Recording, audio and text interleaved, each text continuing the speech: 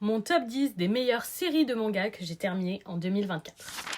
En 2024, j'ai lu plus de 850 tomes de manga et j'ai terminé 50 séries différentes et je vous présente le top 10 des séries que j'ai préférées terminer cette année. En 10e position, Circé, un manga français terminé en 4 tomes, édité chez Éditions Clair de Lune et écrit par Anaïs Eustache. Une jolie histoire entre science et magie avec de très beaux dessins, un univers écologique et ça se passe en France, j'ai adoré. En 9e position, Fuka, un titre en 20 tomes édité chez Pika que j'avais déjà lu il y a de nombreuses années en scan, mais vu que je suis totalement contre les scans, j'ai racheté tous les tomes et j'en ai profité pour me faire une relecture. C'est un titre de deuil, d'amitié, d'amour et de musique vraiment hyper touchant. En 9e position, Full Moon, un titre en 7 tomes édité chez Glénat par Arina Tanemura, une de mes autrices préférées. C'est une très belle romance, un magnifique shoujo et surtout avec un gros sujet autour de la mort et du suicide. C'était hyper original et j'ai beaucoup aimé. En 7e position, Frère Aloué, un titre en 4 tomes édité chez Delcourt Tonkam, très mignon et très touchant. Je vous l'avais déjà mis dans mon top découverte manga et il est aussi dans mon top manga fini. En 6e position, Dear Jane, une duologie éditée chez Anna, un yaoi que j'ai vraiment adoré, une histoire très mignonne et originale, ça m'a beaucoup plu.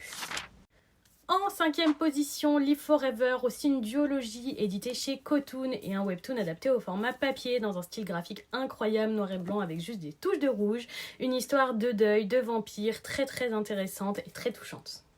En 4e position, Mauvaise Herbe, un titre en 4 tomes édité chez Le Lézard Noir qui m'a énormément touchée. On parlera ici de maltraitance d'enfants, de prostitution, d'adoption. Il y a beaucoup de sujets très profonds traités dans ce titre qui m'a vraiment émue.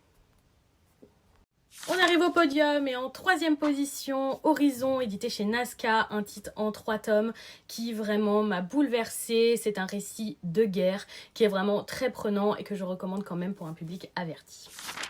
En seconde position, Echoes, un titre en 11 tomes écrit par Kei Senbei qui est un de mes mangakas préférés, un thriller que j'ai absolument adoré. Si vous connaissez Erase de ce mangaka aussi, je vous recommande de vous pencher sur Echoes qui était une histoire de frères vraiment très prenante. Et en première position, sans grande surprise, Full Metal Alchemist, que je connaissais déjà parce que j'ai vu de nombreuses fois l'anime mais je ne l'avais jamais lu. J'ai profité de la Perfect Edition en 18 tomes de chez Kurokawa pour le redécouvrir et le coup de cœur est toujours aussi immense. Pour moi, FMA est le roi des shonen. C'est le meilleur shonen que je connaisse et je vous le recommande. Et voilà pour mon top manga terminé de 2024. Dites-moi quelle série vous avez terminé cette année qui vous a vraiment marqué. Je suis curieuse de vous lire dans les commentaires. Et je vous souhaite une bonne soirée tout le monde.